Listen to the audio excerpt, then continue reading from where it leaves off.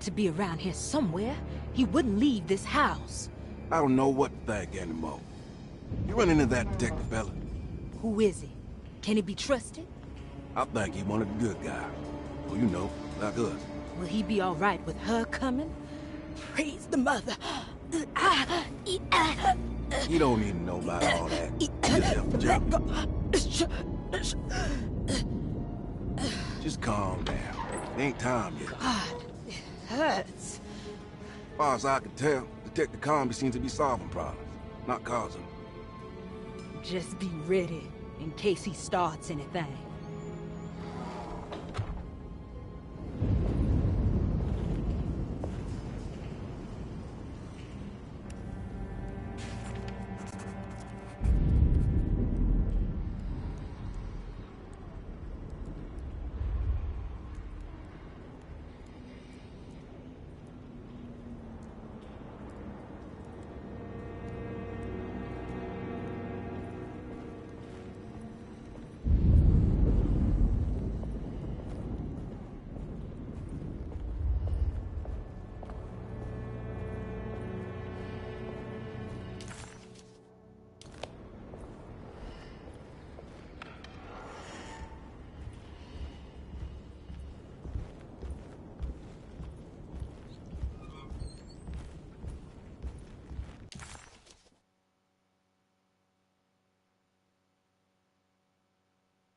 The two orderlies still hadn't found Jeremy. Conby figured this was good news. Emily had reminded him about some strange deaths at Deseto, and Conby wasn't sure who he could trust.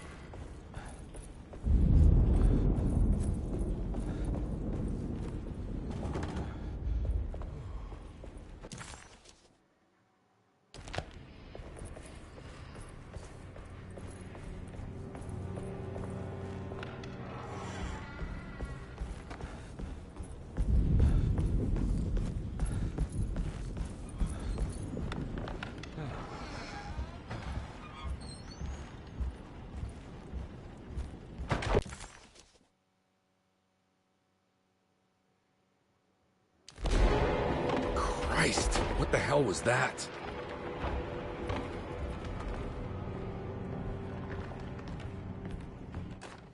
We must have faith that Jeremy's pact with the Dark Man is a bluff. If we are lucky, our visitors will find him and prove it's all nonsense before night falls. What is true is our attempt to call on her. Too many things have happened for this evening to be in vain. Think of Jack and Cassandra, even Perosi, whose circumstances I can't understand. Grace is a goat without horns. She knows it and will play the role. You must talk to your brother, Baptiste. I worry that he will fail us. Mrs. Thompson.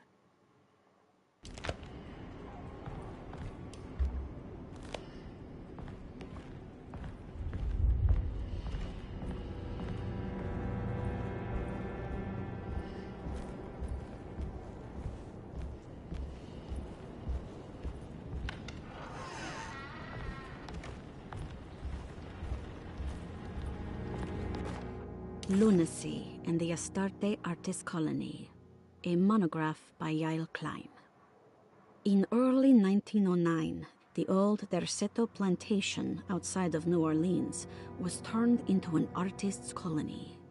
3 famous European artists rented the house and the surrounding land from the owner, the Ledoux family.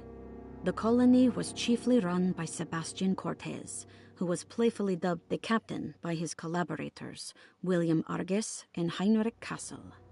The colony existed for 6 years, until one day all 12 members disappeared without a trace. It is widely believed that their disappearance is connected to the disastrous hurricane that passed through on September 29, 1915, but nothing truly supports this claim.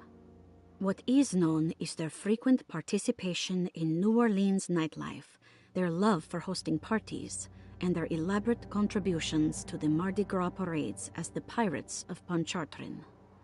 Accounts of their lifestyle can be found in almost every gossip column. It can effectively be summed up as carefree and bohemian. In late June 1909, the name Astarte first appeared in the newspapers. Cortez said the name came to him as he was painting. There is never any claim to knowing about the ancient Phoenician fertility goddess with the same name before this time. His fellow colonist Heinrich Kassel did know, because he later produced sculptures that show clear references to ancient idols of the goddess. It's impossible to know for sure how this name suddenly made an appearance, but it is interesting because of their Seto's history.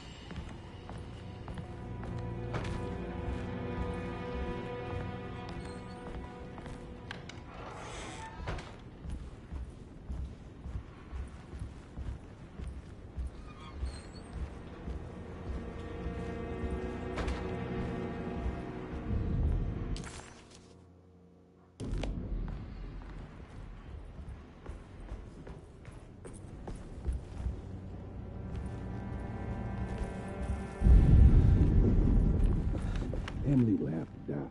You can't let her rule. I don't want to run into the orderlies right now. Not sure I can trust them. You don't have to worry.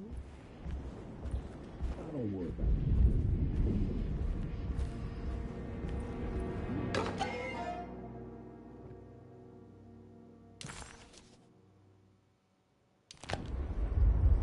I think Dr. Gray might be in there. Perfect time to snoop around his office, though.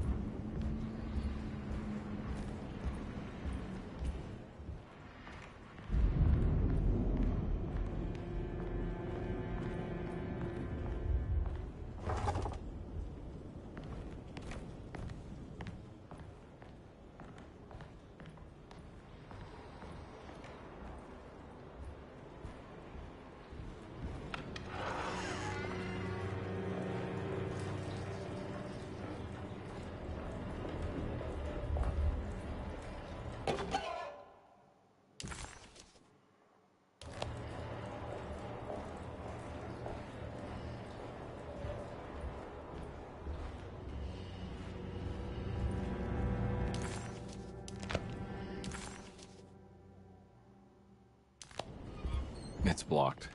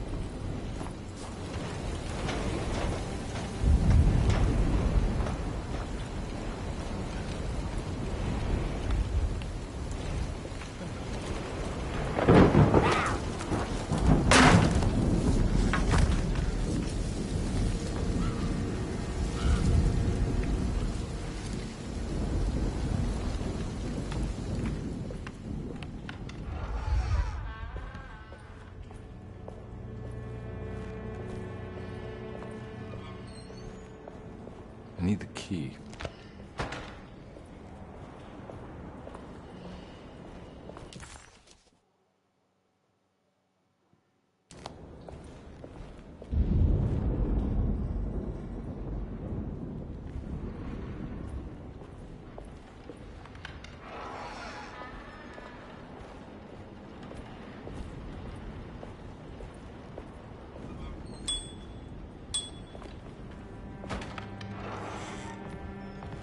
There must be a spare key to Dr. Gray's office in here somewhere.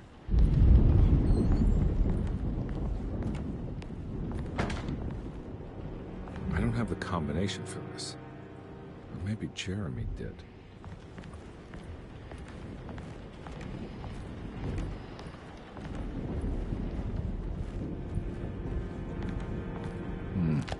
I need the key.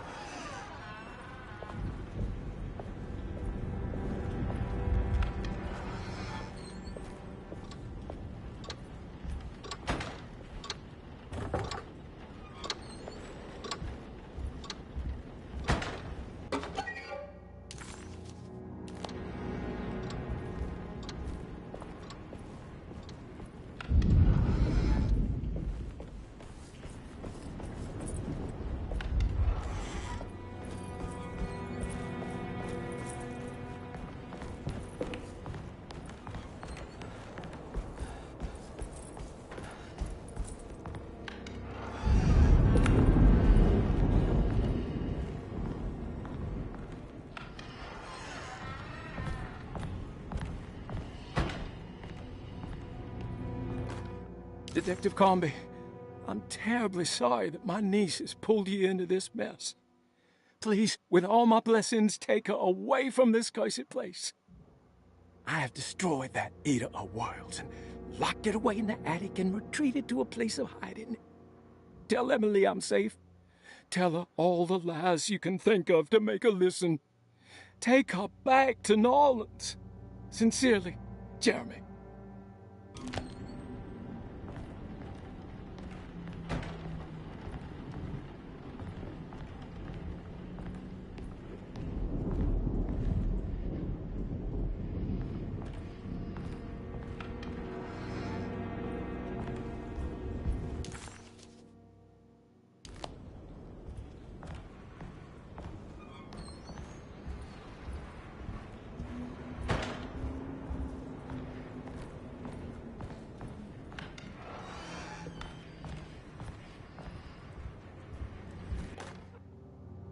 Brother, I need you to trust me.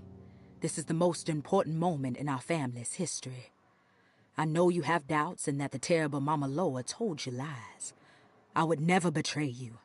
I promise. Lottie.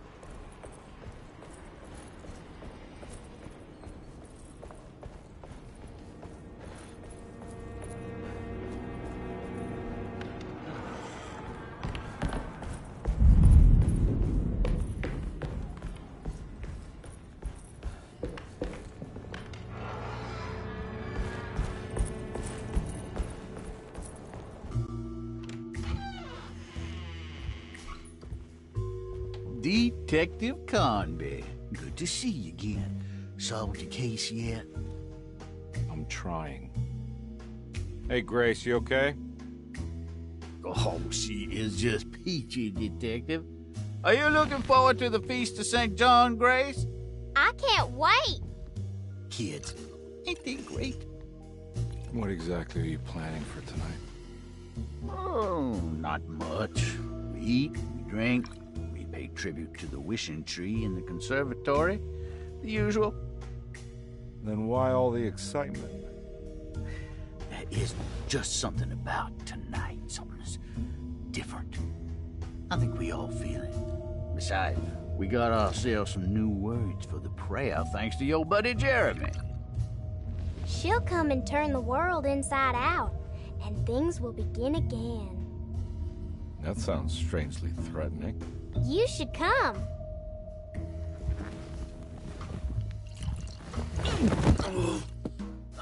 God damn it, Grace. Stay put for once.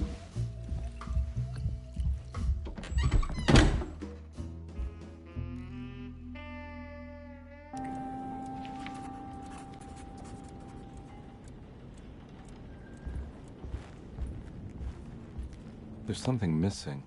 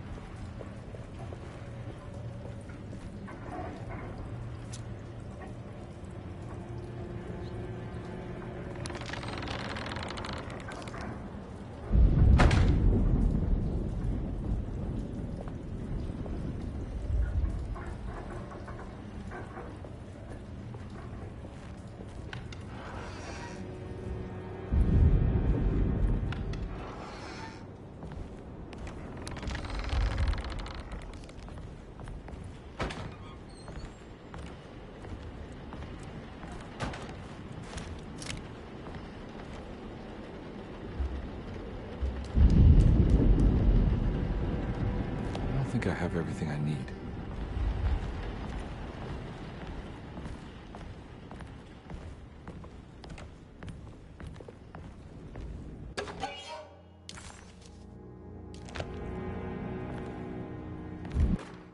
Jeremy knew that the only one who could help him now was the guest in room number 3. The room seemed to have been empty for so long. But that wasn't allowed to be true. The story needed to be different. To include something from the outside, he would bring the guest back to room 3 and show them what was in that safe. 913. But those were not the right numbers. That was the combination for the safe in the clerk's office.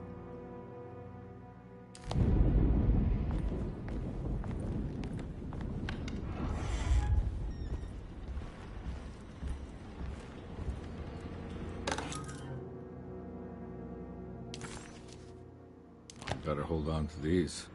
Wouldn't want them to get lost.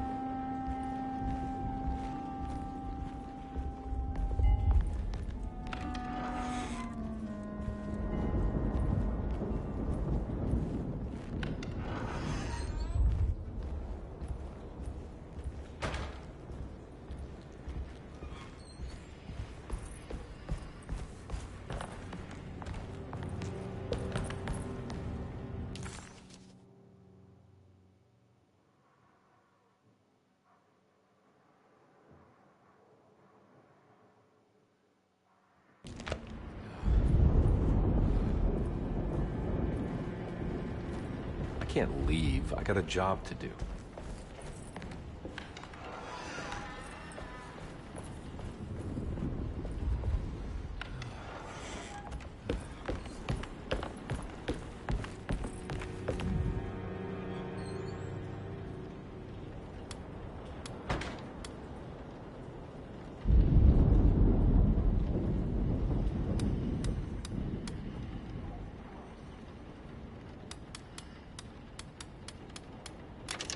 It worked.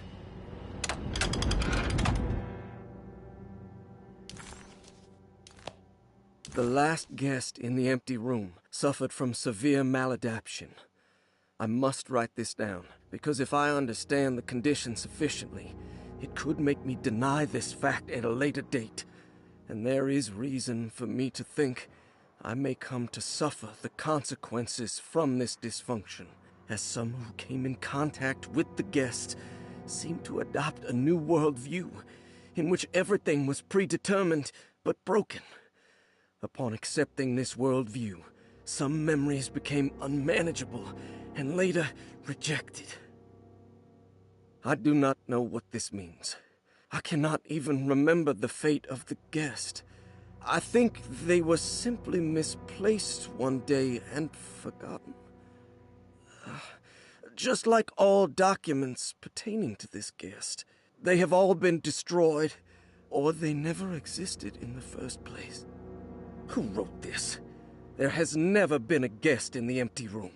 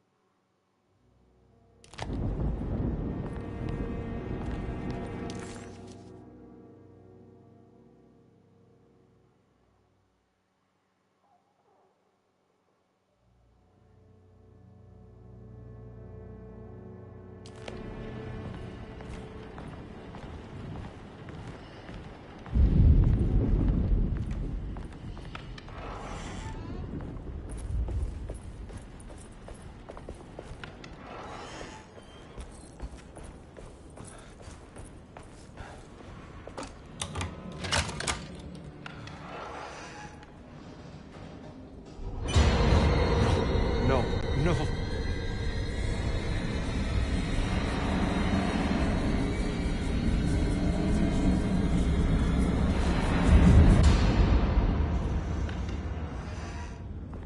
Surprisingly neat. Maybe I've been selling that old barfly short.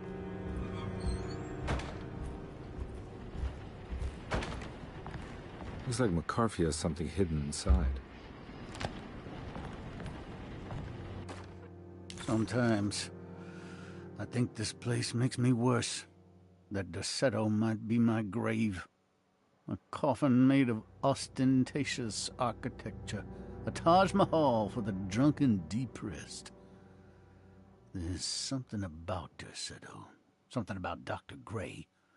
Like we all pretend that we're here to get better, when in fact we are here to be forgotten.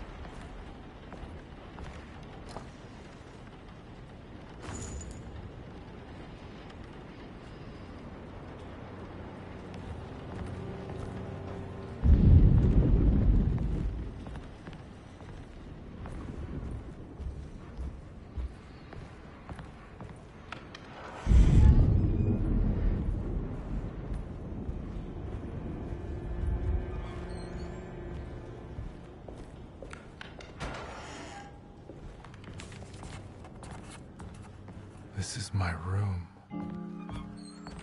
I belong here.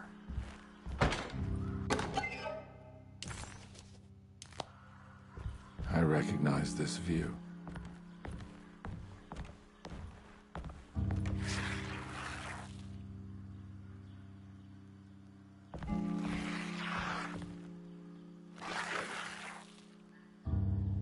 I know that number.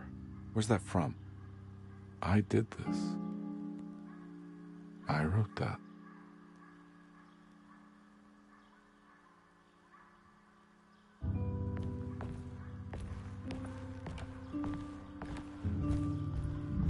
I know the combination. I carry it with me.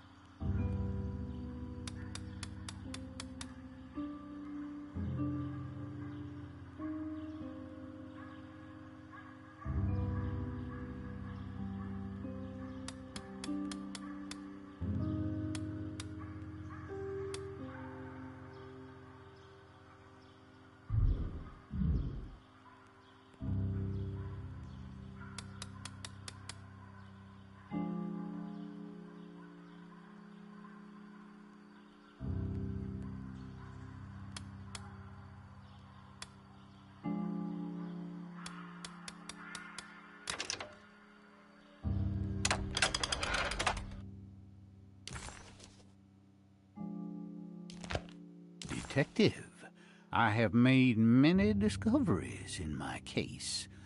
The child we want is safe, thanks to good people like me and you. We're so similar, but you don't see all the things I do. To find your man, Jeremy, you also need to look for the girl. It has always been that way. The young deliver us all. You should have a look in my room. There's a piece of the puzzle you will need. Take care now. My coffee. How long have I been here?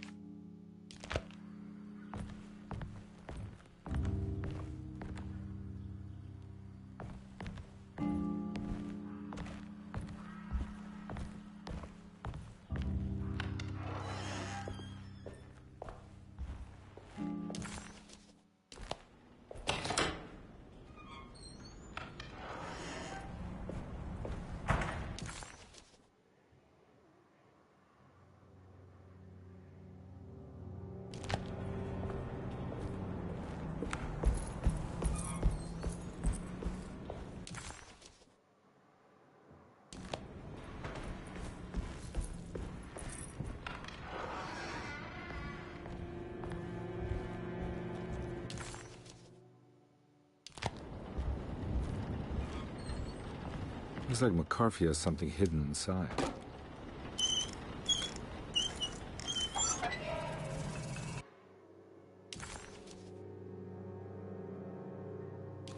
Why would McCarthy lock this up?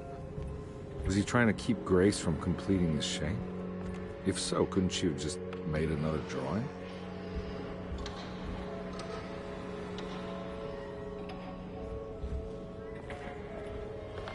What the hell happened in here?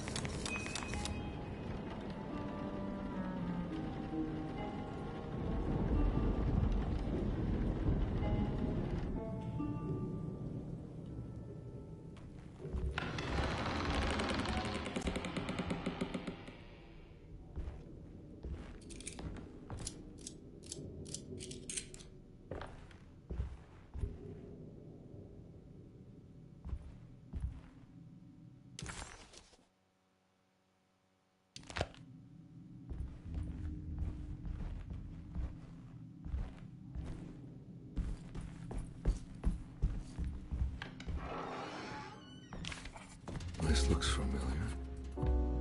How am I back at the office? Jeremy's never been here. That's me, isn't it?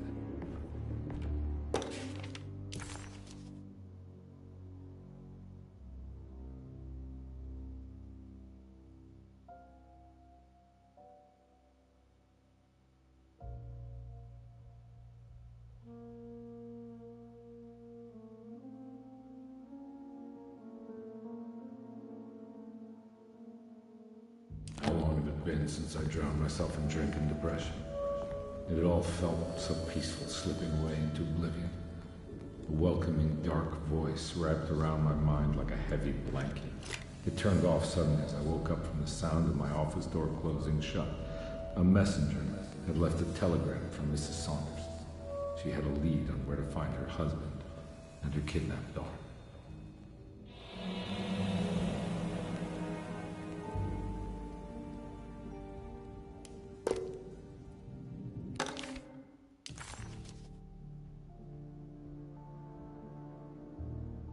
God, I used to drink so much back then.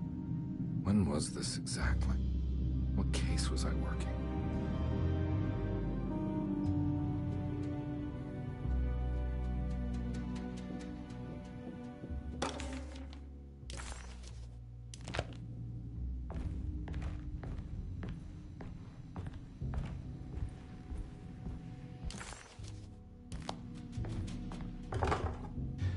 I think I need to figure out where I'm going first.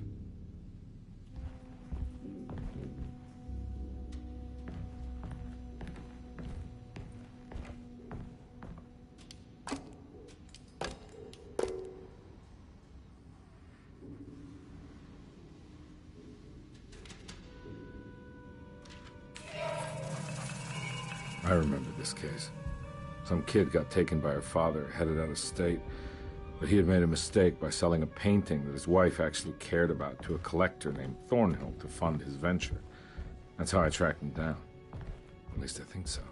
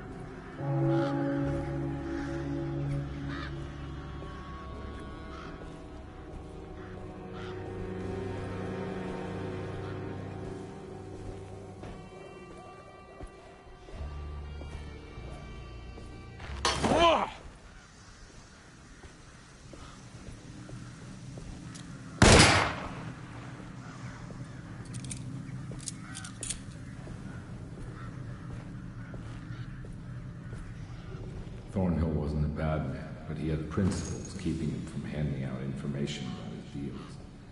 So he needed some convincing.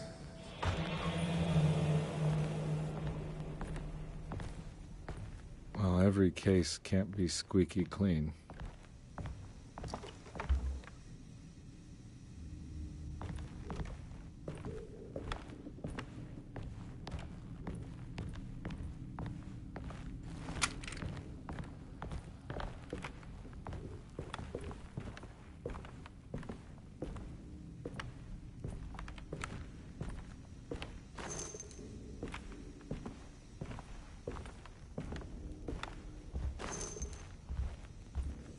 Mr. Saunders had sold a valuable painting to Thornhill, hoping the money would carry him to wherever he was going.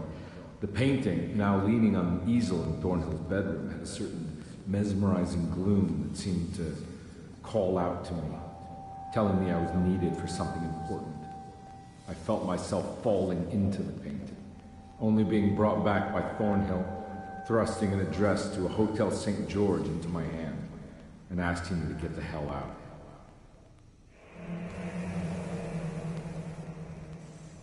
I don't remember this at all, but I can't say it didn't happen.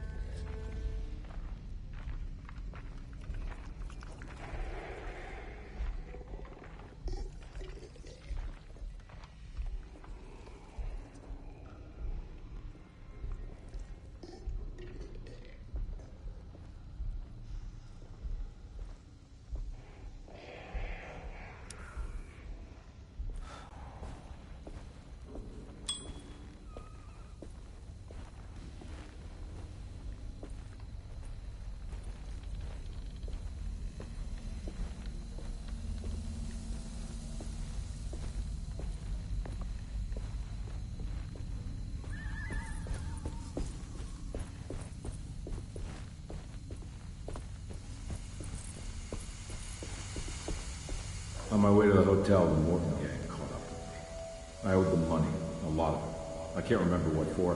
Probably some dumb gambling debt growing in size for each payment missed. I punched one of them out, and I sent the others packing. Just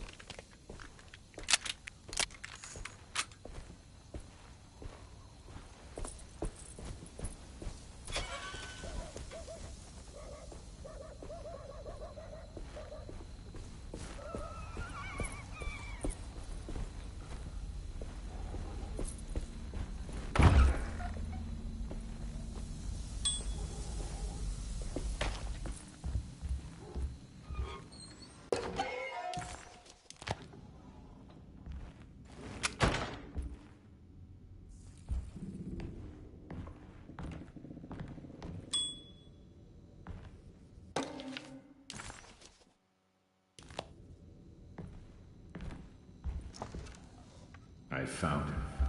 In the hotel ledger, I recognized the handwriting of the signature, Ted Stryker. It was him. I could feel it. It was the kidnapper I was hunting. I put on my knuckles and hurried up to his room.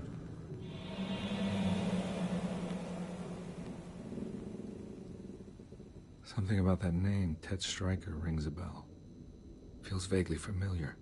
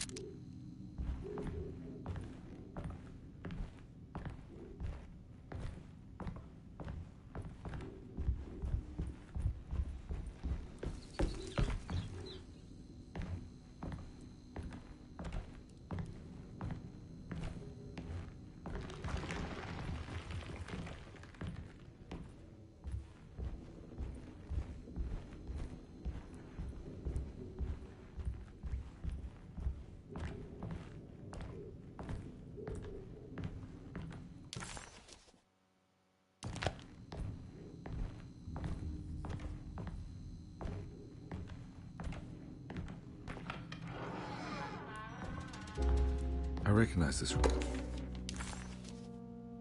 But I didn't catch up with them here. I must have followed them. But where?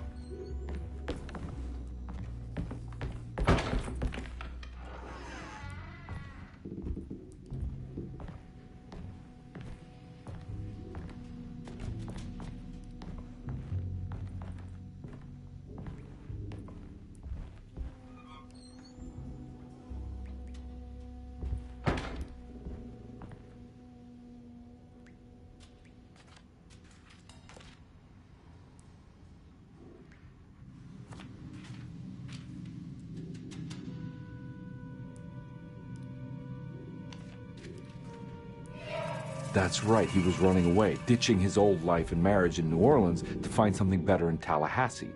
And he took his daughter with him against the will of the mother. That's why she hired me. But I stopped him. I caught up with him at the Pearl River Bridge. Pearl River. This is where I caught up with him. This is what the Dark Man wanted me to revisit. But I'm still not seeing it. What am I forgetting?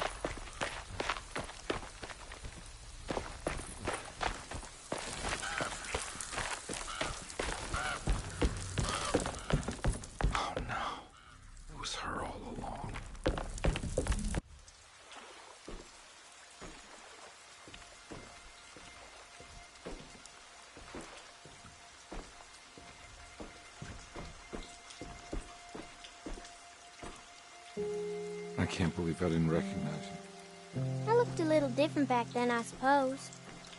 Was any of this real? How do you mean? This day, just... so much is happening. I can't... I think I've lost my head.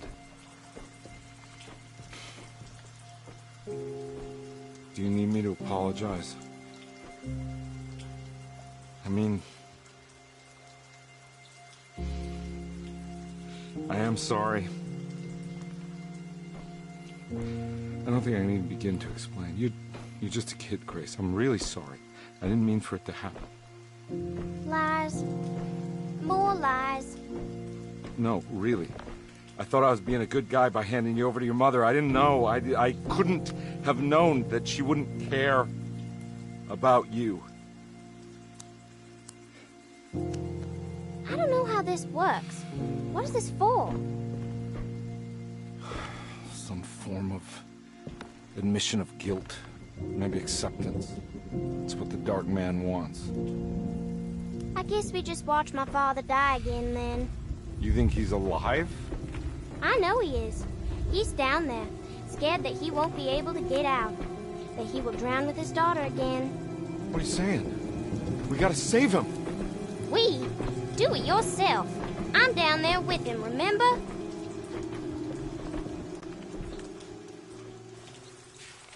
Can I really save them? This all happened so long ago.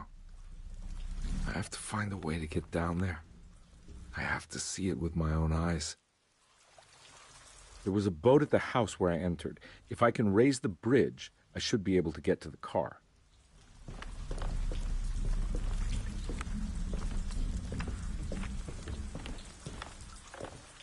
There must be a way to save you both, right? Why else would I be here?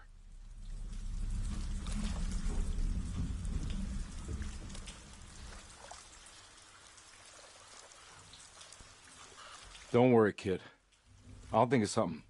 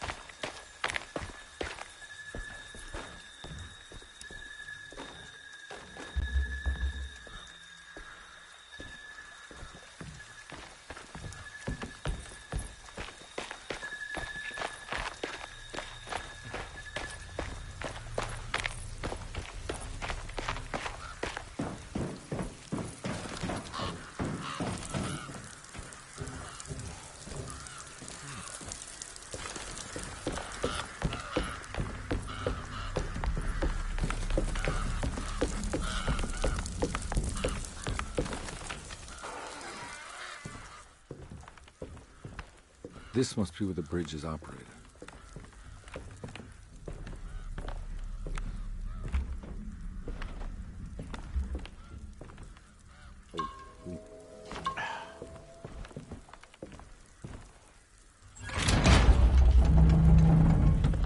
Nothing's happening. It's like something's holding it back.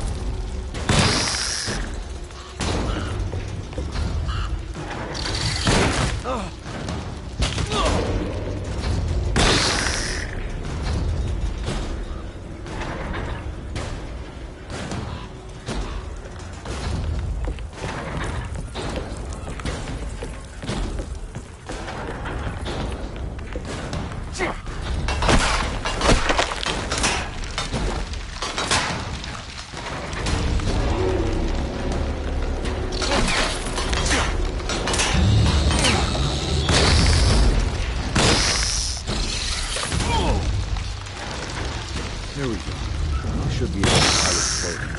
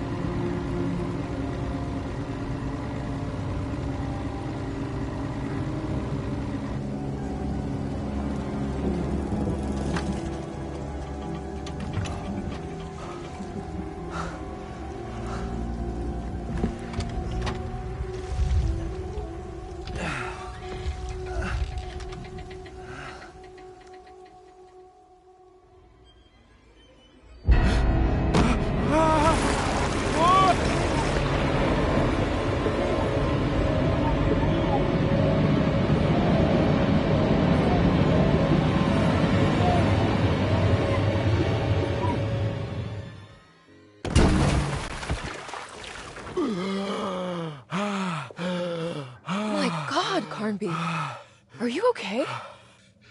Don't leave me alone. What the hell have you been doing? What's going on here? Look at this mess! I'm sorry, Mrs. Thompson. Don't make me kick you out of this house. Now get out!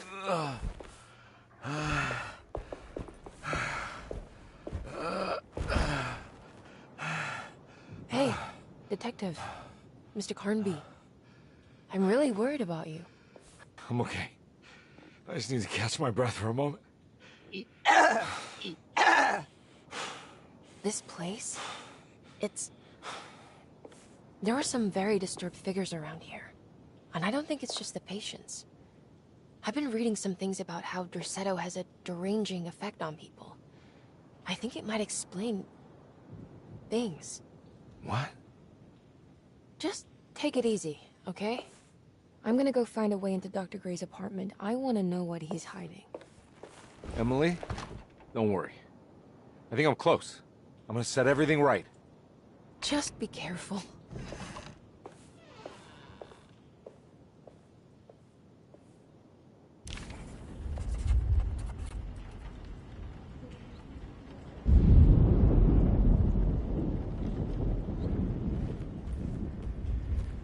There's something missing.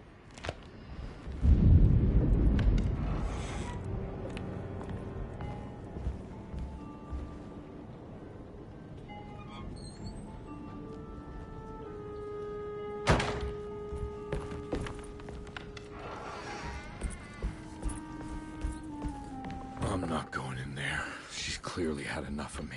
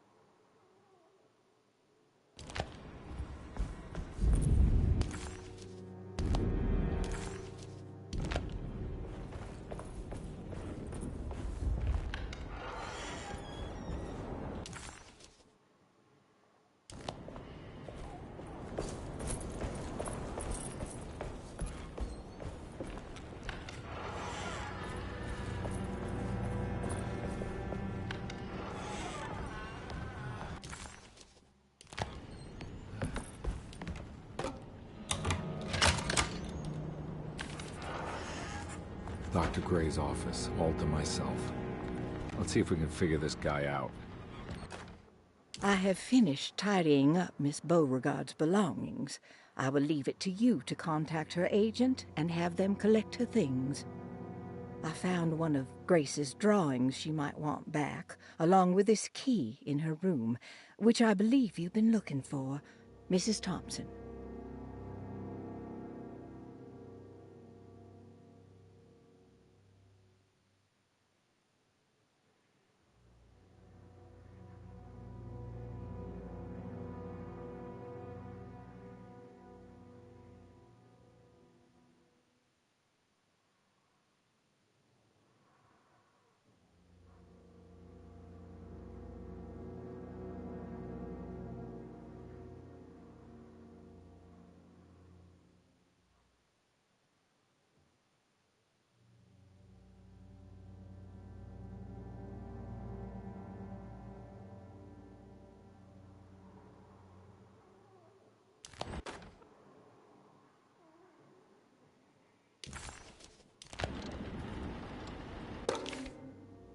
This is where McCarthy has hidden my favorite young.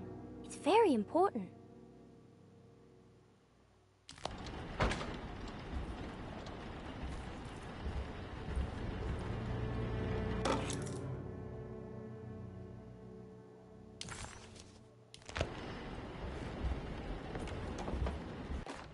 Dearest Dr. Manzetti, I find myself in a losing battle with my patient. As I've disclosed in my previous letter, his delusions have him completely captured. It's bad enough that he is torturing himself with paranoia, but his madness turns out to be quite persuasive to others, effectively laying the ground for mass delusion. I am writing to you in hope that you can give me some guidance. Beyond my ambition to avoid devastating surgery on my patient, I have grown worried about my own defenses. The words of my patient are deranged, yet they often resonate with something primitive within me. I have tried photographing his brain with X-rays. It was surprisingly difficult to get good results. Dark blotches on the plates kept obscuring all details. My patient looked at the bad plates and cried out in terror, telling me the dark areas was the shadow of the worm eating him from inside. I could not see anything out of the ordinary. I hope this is a sign that my mind is not as receptive to the madness as I had feared. After further inquiry, my patient described the shadows inside his mind as some kind of chthonic monstrosity that wants to undermine his sanctuary. This is clearly a reference to a place he calls Teroea, a sort of library or convent that works as a psychological haven. With this imaginary haven threatened by this Chthonian, he has now constructed another, less pleasant hiding spot. Lately, he has been bringing up a metaphor of a steamboat that has run aground, that he feels like he needs to start the engines and reverse, but he is afraid that the hole in the hull would cause the whole ship to sink. I've been watching him turn this metaphor into reality for the last week. He knows it's made up, but he is doubling down, trying to make it a real memory. I feel certain that this is my chance to break through the barriers of his self-deceit.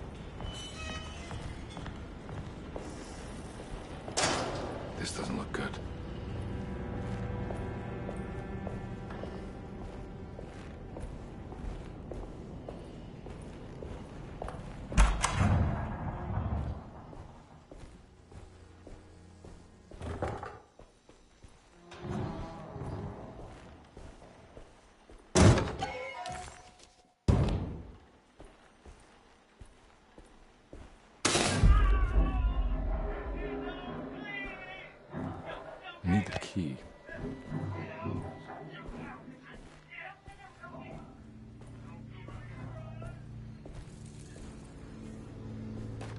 Radiography. Patient Jeremy Hartwood. Date June 14, 1930. Plates. Jeremy's skull proved difficult to capture properly. Partial radiographs worked best. A complete picture of the brain can be assembled by piecing 3 plates together. Observations. Even when looking at an assembled version, a shadow covers significant parts of Jeremy's brain. Possible tumor, but more likely that the equipment is failing. Jeremy reacted strongly to the pictures and claimed to see a giant clay worm eating and displacing his memories. Notes. While this exercise has left me nowhere closer to an answer, I feel confident that a Burkhart lobotomy should sever all necessary parts.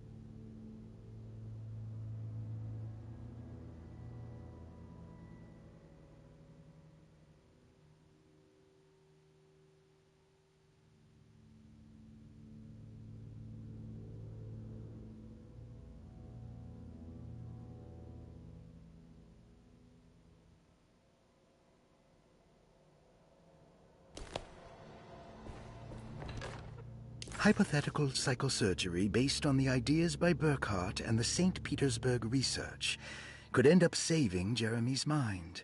Severing the connections around the frontal lobe would certainly solve most mental afflictions. The procedure would be brutal in performance, as well as in efficiency. An ice pick pushed through the edge of the eye and into the skull would untether the nerves like Alexander cutting the Gordian knot. As this would likely leave Jeremy in a very different condition, all other paths should first be explored. The medical instrument I would need for this lobotomy is missing, and I should have Waits order a new one.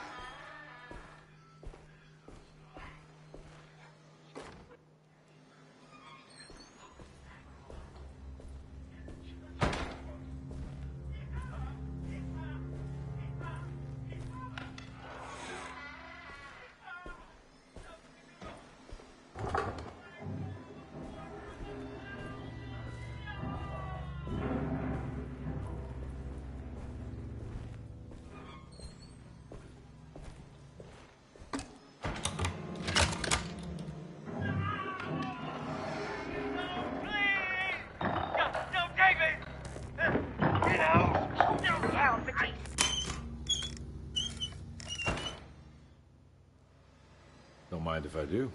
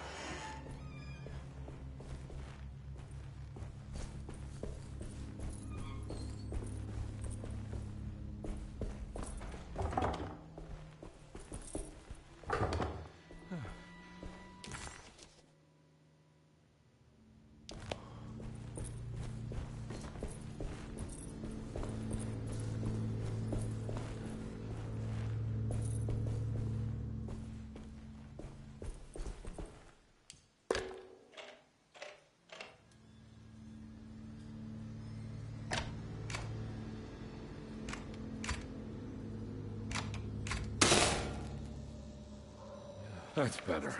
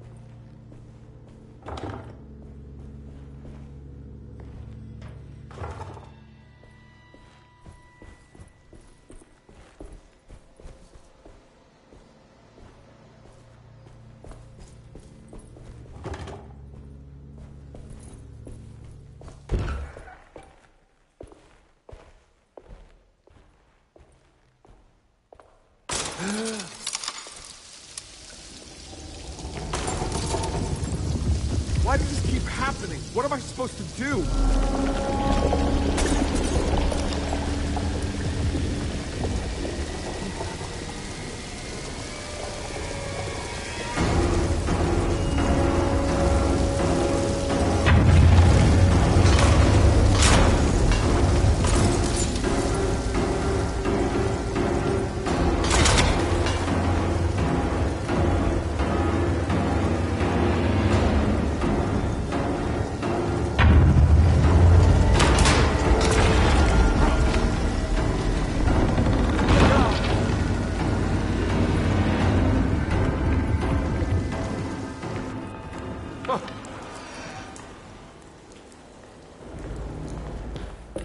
And we're back here. Well, perfect time to have a look around this place.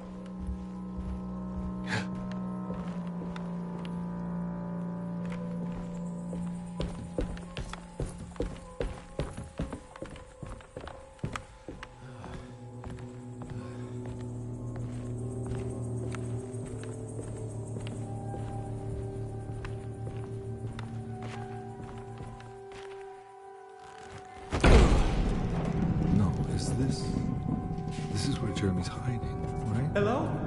Is anyone there? Jeremy? I need help! Wait. Can you hear me? I'm stuck in the mud and the fire is taking Jeremy, me. where are you? The motor is dead. I can't do anything more. Hang on, Jeremy. I'll figure something out. I'll get the boat running.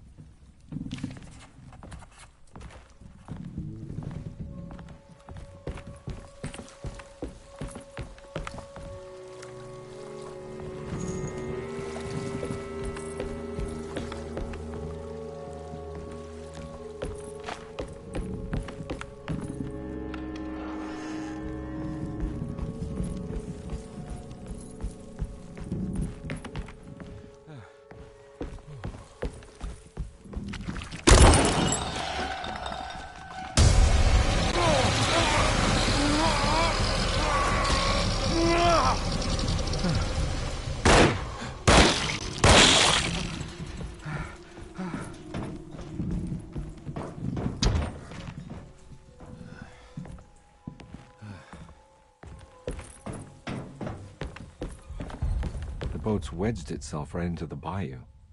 If I get the motor started, I could try reversing back into the river.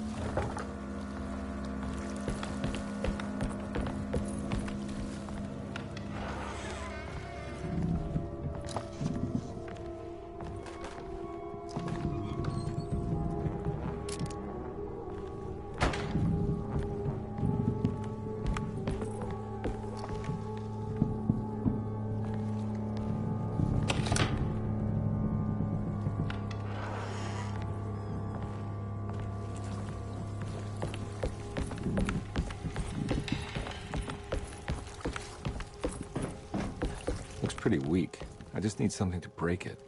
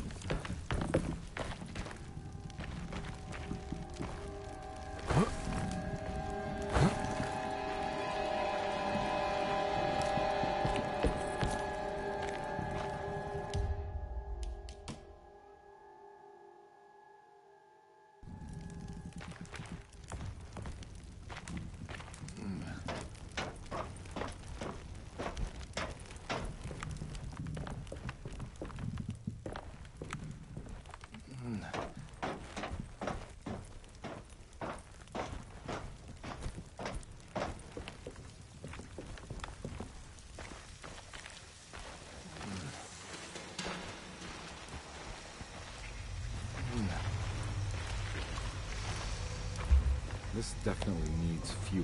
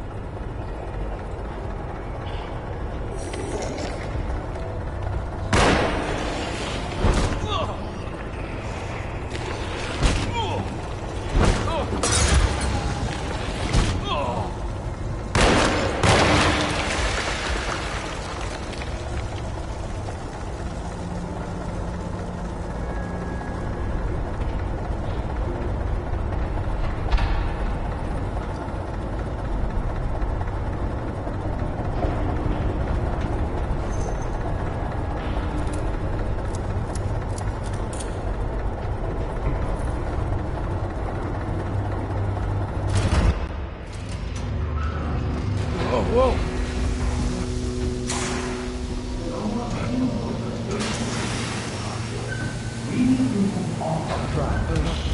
Are you ready to tell me what happened in the attic? I put a rope around my neck, and then I strangled all the life from my body. Are you under the impression that you died? Yes. No. I was supposed to die. What does that mean? That you were supposed to die. I'm the catalyst. I had to die to make the story happen. What story? What are you referring to, Jeremy? 30 years ago, Frederic needed me to die. You're not making any sense, Jeremy. Find your focus. Hey! I cheated everyone. I didn't play my part. Hey! I escaped my doom. My destiny. Again, find your focus. Hey, I'm right here. What the hell is going on? Now everything is wrong. Nothing is in place. I'm right here! Calm down, Mr. Conby. What do you want? Were you not talking to Jeremy right now? I haven't seen Jeremy all day. Are you all right, Detective? No. Actually, I don't think so. Well, maybe. I'm gonna go look for Jeremy. Good. Let me know if you find him.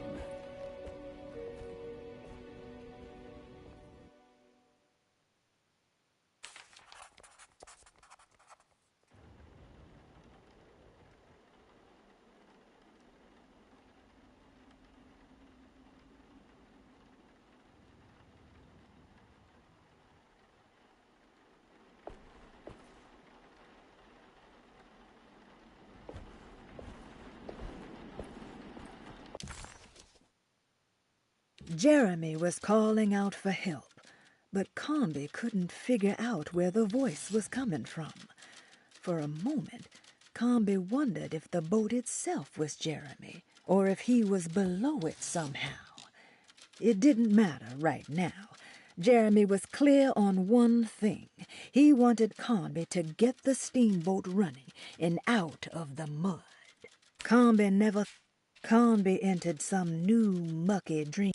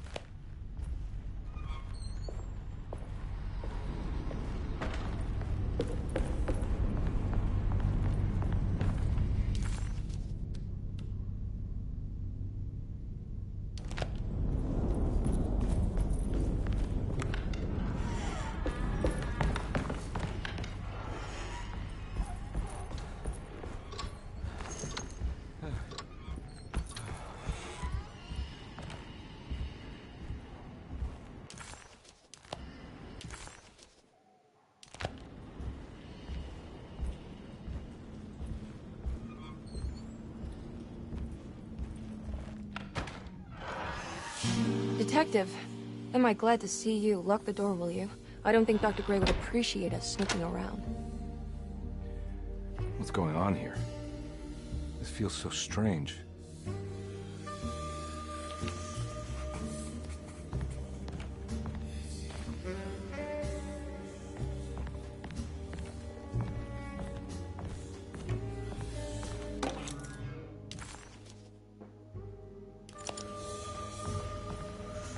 There's a book missing. What did you do? I was just rearranging the books. Well, come on, let's check it out.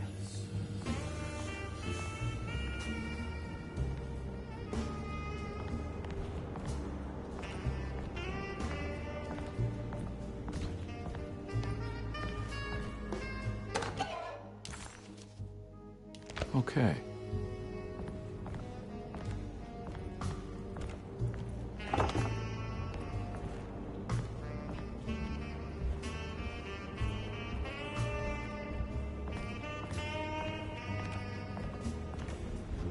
I think I'm beginning to understand. Dr. Gray is dealing with some kind of mass delusion.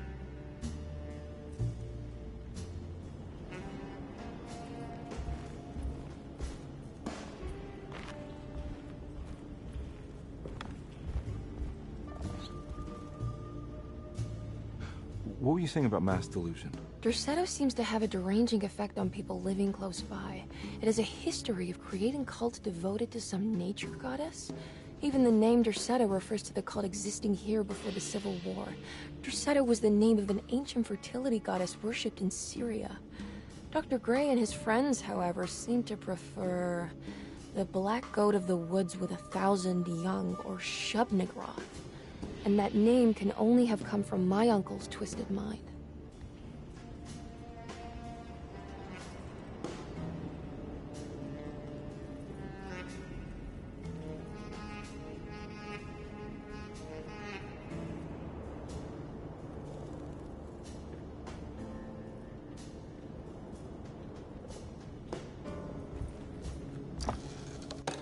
Good to finally meet you, Mr. Hartwood. I'm here on the behalf of your brother Philip. You were expecting me, weren't you? Yes. You're from Derceto, no? That's right. I just wanted to ask you a few questions to see if there is anything I can do to help you and your family. Okay. I understand you're full of imagination. You make up a lot of things. I suppose. And you obsess over them, blurring reality and fiction. Sometimes. Do you want to tell me about the Dark Man? No.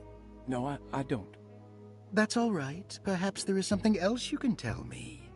Something you know to be made up, but you hold dear. Juan? John? Who's John? No. Juan Luis Jorge. Oh, wait there a moment. Here, take a look. Is he... Oh, he is the author.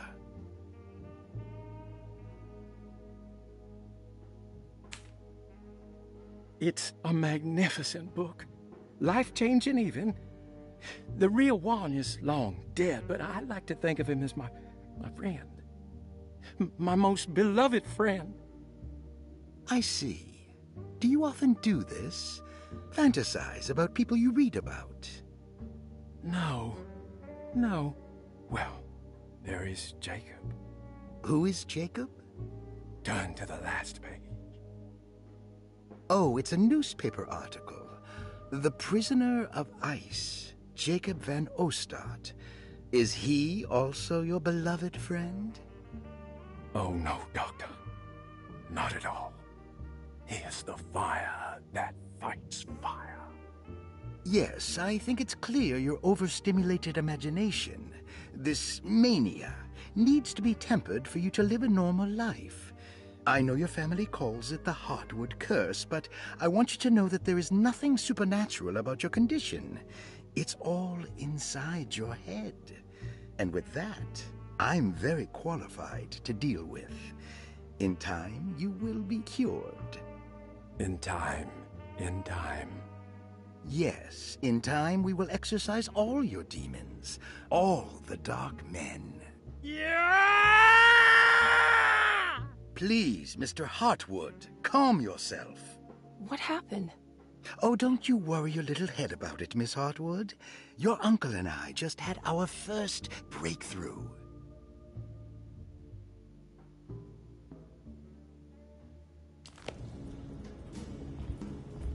That mark on the floor looks like talisman positions, but from which direction should I look at it?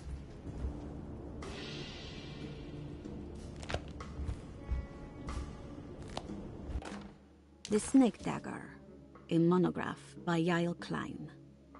In Ludwig Prin's book on pagan rituals called The Mystery of the Grave, as translated by Nicholas Vachy, there are several references to a sacrificial dagger called the Snake Dagger. It has long been thought of as a poor translation of the original text, that it would be more appropriate with worm dagger from the Latin vermis cultrum. This seems natural following the recent consensus that the original title of Prin's book, De Vermis Mysteris, should literally translate to the mystery of the worm. However, this would take away from Vahí's great effort at translating the underlying meaning of the words and revealing several cultural beliefs. While Prin certainly was using the term worm as a symbol or synecdoche for death and the dead, which is made clear by the contents of the book, in the case of the dagger, we shouldn't be too hasty to dismiss his translation. Reading through Vahí's correspondence with his patron, it appears that he had more than just the Latin text at his disposal. Vahí had dug up Prin's living relatives and uncovered several cross-referenced historical texts and an actual snake dagger. The dagger was dated to the early Middle Kingdom of Egypt and had such a clear shape of a wave that Vahí considered calling it the sinusoidal blade. Knowing the full story, it seems prudent that he chose to translate it as snake and not worm. There are several reasons why this choice of word helps us understand the pagans that Prin's book attempts to describe.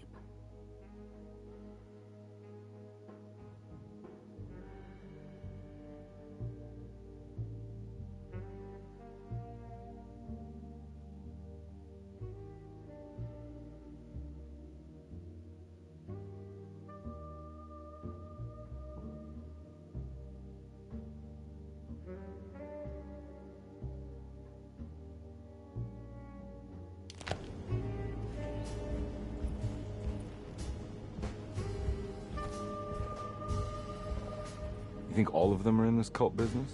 Even Jeremy? I'm not sure any of them have a choice at this point. We just need to find a way to stop all of this.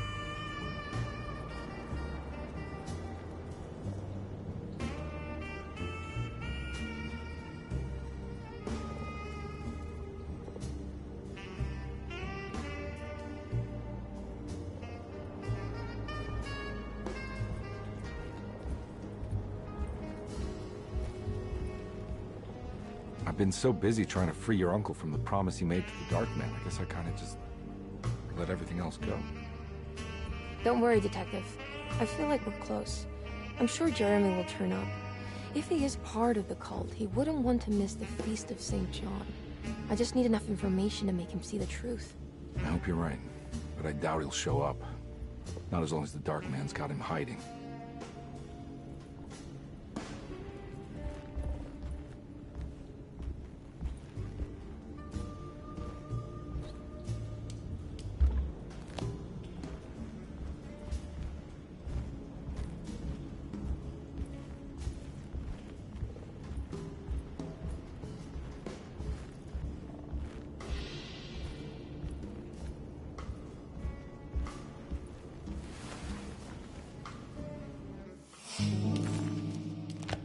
Huh. Has that been there this whole time?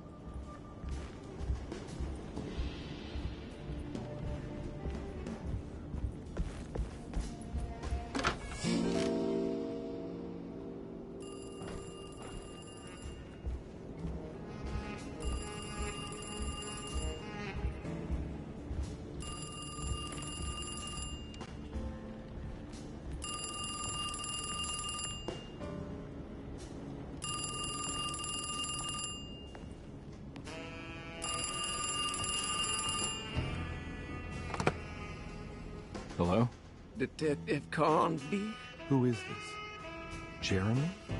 Jeremy is with the Dark Man. You can't save him. Well, I've done everything he wanted so far, and there's just one more thing on the list. I expect him to keep his promise and return Jeremy unharmed. Get out, Detective. While you still can.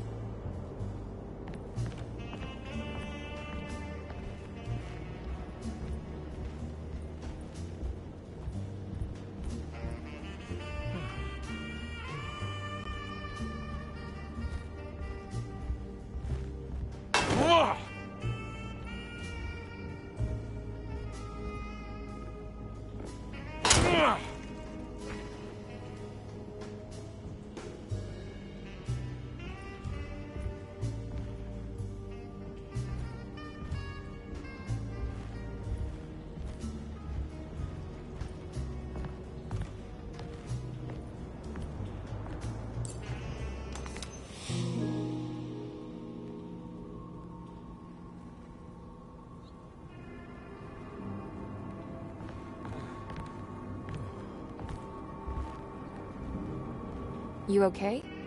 You look a little frazzled. Just stupid telephone. I know. I tried calling the police earlier. The telephone is completely dead. It's not... Yeah, no, the telephone isn't working.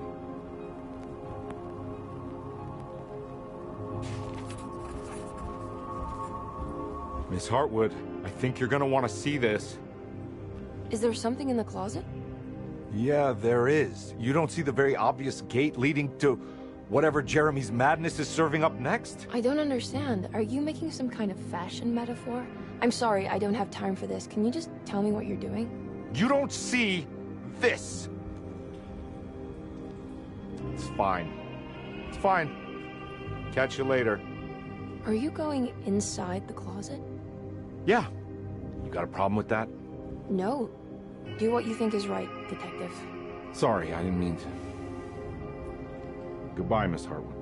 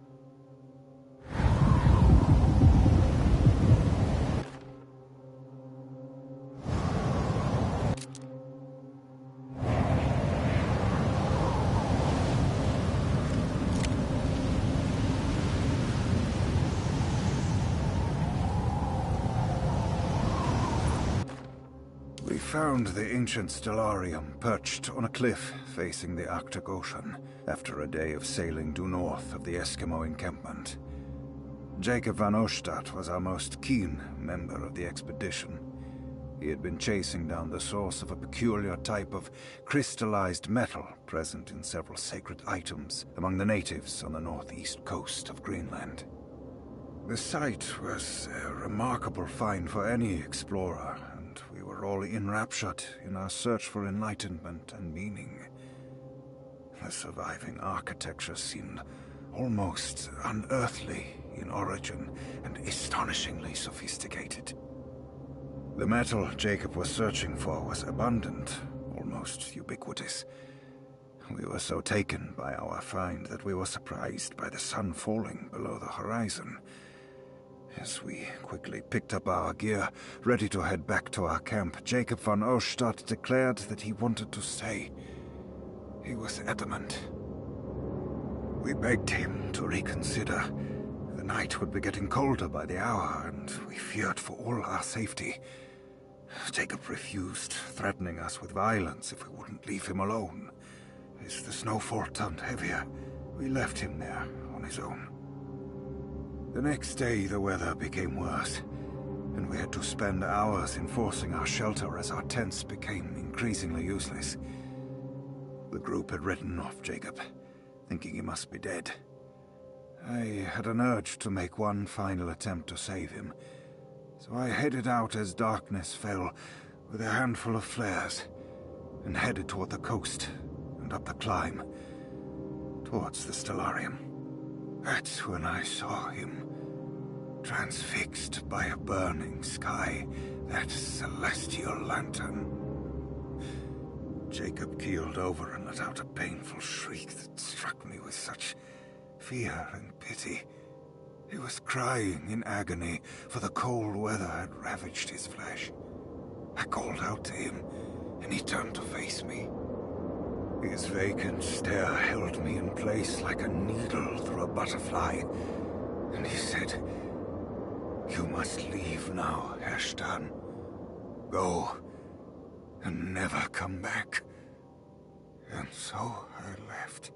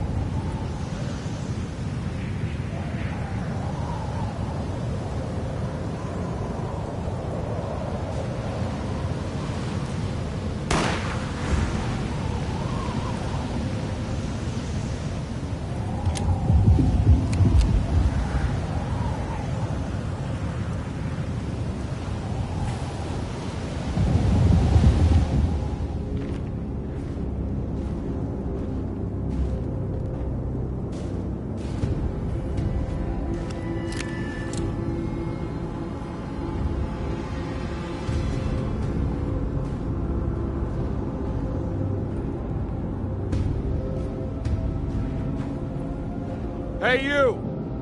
What are you doing here? What is this place? Turn back, detective. You're not wanted here. Whoa, take it easy. I'm not your enemy. Oh, you're wrong, detective.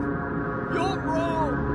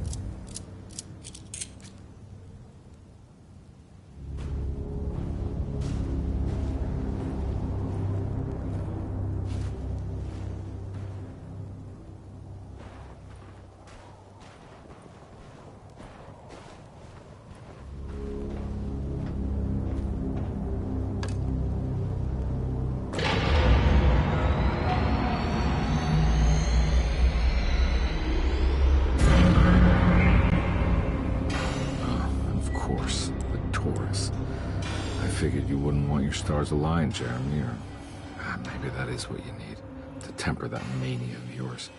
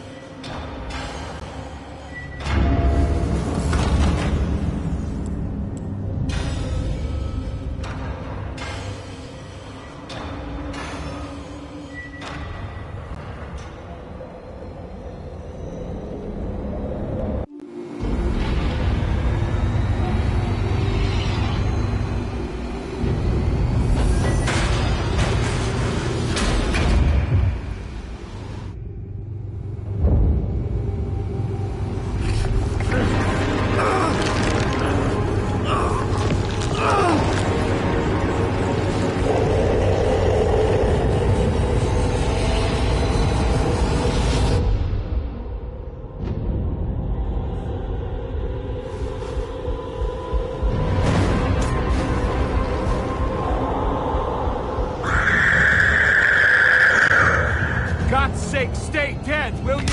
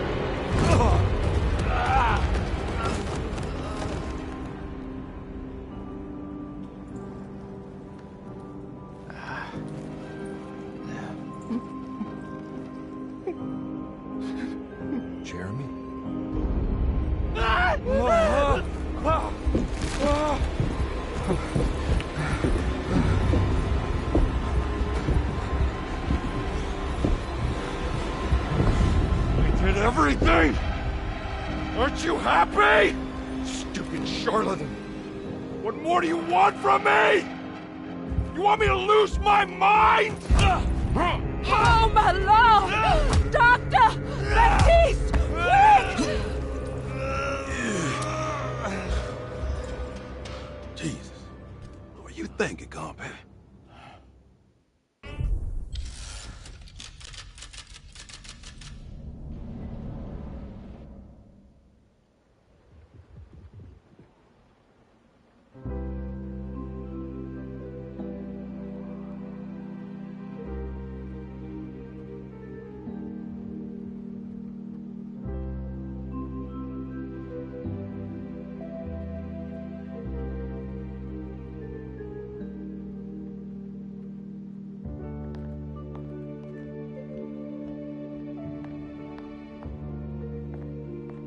You awake?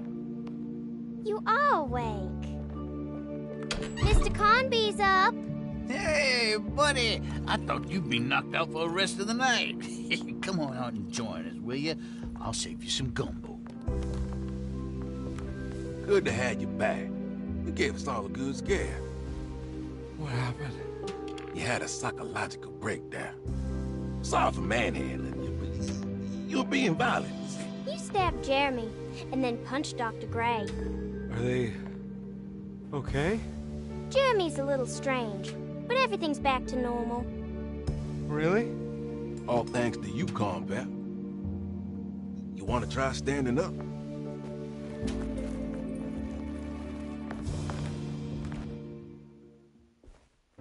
Well, if it isn't the hero of the day. How are you feeling, Detective? Never better. How about you two? Hey, Jeremy, I didn't do too much damage, did I? Things are fine. Very quiet. What's up with him? Painkillers? No. You see, despite you having the finesse of a one-eyed butcher, you managed to lobotomize dear Jeremy. I did what? It's actually quite impressive. It's not like I hadn't considered it myself. I just wish Jeremy could have been helped without reducing his personality to that of an oyster. But he's gonna live. Of course. As long as someone keeps feeding him, he'll outlive the best of us.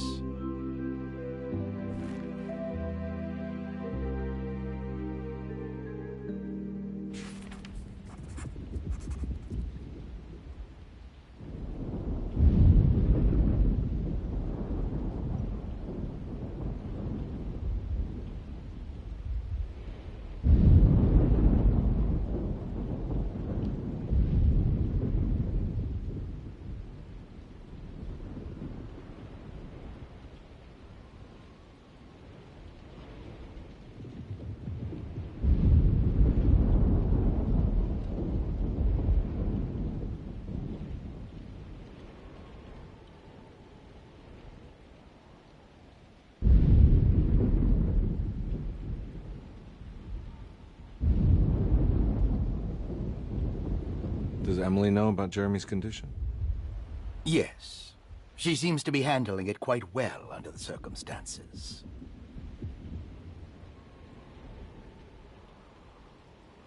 Does she still want to take Jeremy away from Derceto? I will have to insist that you do. This is not that kind of institution. Jeremy, hang on for a little longer, okay? We'll be going back to New Orleans soon. Oh, good. I do so miss the city lights.